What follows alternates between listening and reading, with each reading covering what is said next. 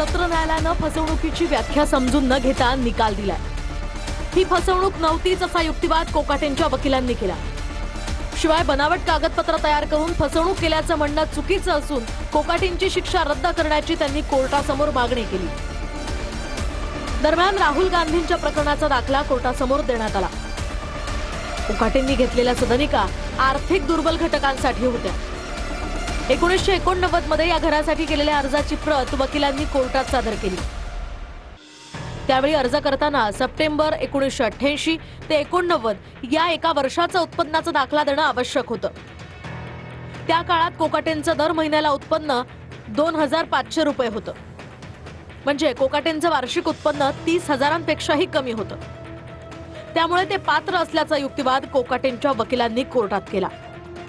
अटक वॉरंट जारी झालंय, मात्र कोकाटे सरेंडर झालेले नाहीत असा युक्तिवाद सरकारी वकिलांनी केला।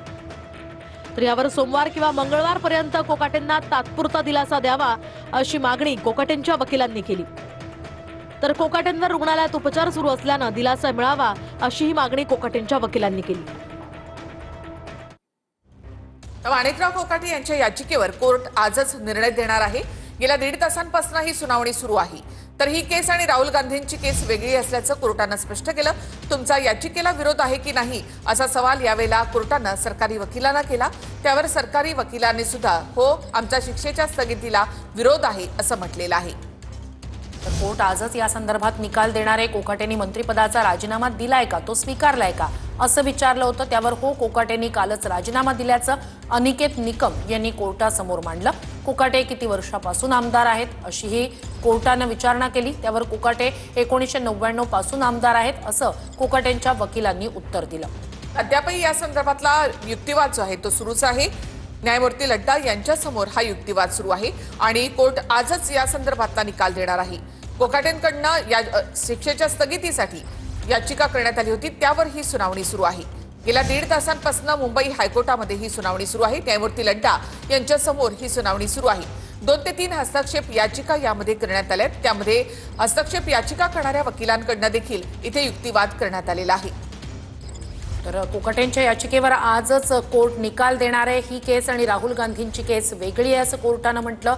काय युक्तिवाद झाला हस्तक्षेप याचिका करणाऱ्या वकिलांचा पाहूया। कोकाटेंचे भाऊ कंत्राटदार होते, त्यांची 25 एकर जमीन होती। दोघे त्यावेळेला आर्थिक दुर्बल प्रवर्गामध्ये येत नव्हते। कोकाटेंनी मंत्री असून गरिबांची घरं लाटली। तर कोकाटेंसह भावाचा आर्थिकदृष्ट्या दुर्बल लोकांच्या प्रवर्गात अर्ज असा युक्तिवाद हस्तक्षेप याचिका करणाऱ्या वकिलांनी केला। कायद्याची माहिती असताना सुद्धा गरिबांसाठीच्या प्रवर्गातून त्यांनी अर्ज केला। कोकाटे सभापती होते, त्यांनी जे केलं त्याची त्यांना कल्पना होती। अर्ज करून दोन्ही भावांनी घरं लाटली असंही या वकिलांनी युक्तिवाद केला। माणिकराव कोकाटे यांच्या याचिकेवर कोर्ट आजच निर्णय देणार आहे। त्यामुळे सरकारी वकिलांनी पुढची तारीख मागितली होती, मात्र आजच निकाल देणार असं कोर्टानं स्पष्ट केलेलं आहे। आजच युक्तिवाद करा असं देखील कोर्टानं स्पष्ट केलेलं आहे। अधिक अपडेट्ससाठी आपण जाऊयात आमचे प्रतिनिधी अक्षय मंकणींकडे। अक्षय,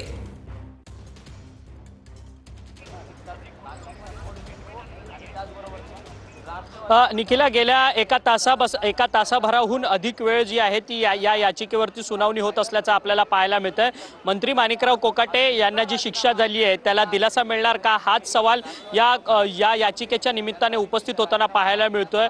माणिकराव कोकाटे यांच्या संदर्भात यांनी जी याचिका दाखल केलेली आहे त्याच्यामध्ये 2-3 हस्तक्षेप याचिका देखील दाखल झालेल्याचं असल्याचं आपल्याला पाहायला मिळतंय। खरं तर मंत्री माणिकराव कोकाटे यांच्या याचिकेवरती आजच संपूर्ण सुनावणी घेण्यात येणार असल्याचं न्यायमूर्ती लड्डा यांनी सांगितलेलं आहे आणि कोणतीच सुनावणी जी आहे, दुसरी सुनावणी ऐकली जाणार नाहीये आणि आजच या सगळ्या याचिकेवरती सुनावणी घेऊन आणि निर्णय देणार असल्याचं न्यायमूर्ती लड्डा यांनी सांगितलेलं आहे। या सरकारी वकिलांनी या याचिकेच्या संदर्भात आपला युक्तिवाद करण्यासाठी वेळ मागितलेला होता, परंतु वेळ जो आहे तो वाढवून दिला नसल्याचं आपल्याला पाहायला मिळतंय आणि कोर्टाने वेळ वाढवून न देता आजच्या आजच ही संपूर्ण याचिका जी आहे ती निकाली लावण्याचा प्रयत्न जो आहे तो कोर्टाकडनं होताना पाहायला मिळतोय। परंतु माणिकराव कोकाटे यांनी जे सरकारी घर आहे ते सरकारी घर घेत असताना कशा पद्धतीने खोटी बनावट कागदपत्र सादर केली आणि या खोट्या बनावट पत्राच्या संदर्भात त्यांच्यावरती आरोप झाले, त्याच्यानंतर गुन्हा दाखल झाला आणि त्यानंतर कोर्टात ही संपूर्ण केस सुरू होती आणि त्यांना शिक्षा झाली। ही शिक्षा दंडाधिकारी कोर्टाने आणि याचिकेला विरोध आहे असं म्हटलेलं होतं, मात्र याचिकेला विरोध आहे की नाही याबाबत सरकारी वकिलांचा गोंधळ पाहायला मिळतोय। कोर्टामध्ये बाजू मांडताना सरकारी वकील असं म्हणतायत की मला फक्त फॅक्ट कोर्टासमोर मांडण्यास सांगितलं आहे, तुमची नेमकी भूमिका काय आहे कोर्टानं पुन्हा पुन्हा सरकारी वकिलांना विचारलेलं आहे। मात्र सरकारी वकिलांना थेटपणे कोर्टासमोर उत्तर देता आलेलं नाही। जेवंकणी याचिकेला विरोध आहे की नाही यावर सरकारी वकिलांचा गोंधळ, मला फक्त कोर्टासमोर फॅक्ट मांडण्यास सांगण्यात आलेलं आहे असं सरकारी वकिलांनी म्हटलं। त्यावर तुमची नेमकी भूमिका काय आहे अशी विचारणा कोर्टाकडनं करण्यात आली आहे। सरकारी वकिलांना थेटपणे कोर्टासमोर उत्तर देता आलेलं नाही। याचिकेला विरोध आहे की नाही यावर सरकारी वकिलांचा गोंधळ। मला फक्त कोर्टासमोर फॅक्ट मांडण्यास सांगितलं असं सरकारी वकिलांनी म्हटलंय। तुमची नेमकी भूमिका काय आहे अशी कोर्टानं विचारणा केली। सरकारी वकिलांना थेटपणे कोर्टासमोर उत्तर देता येईल।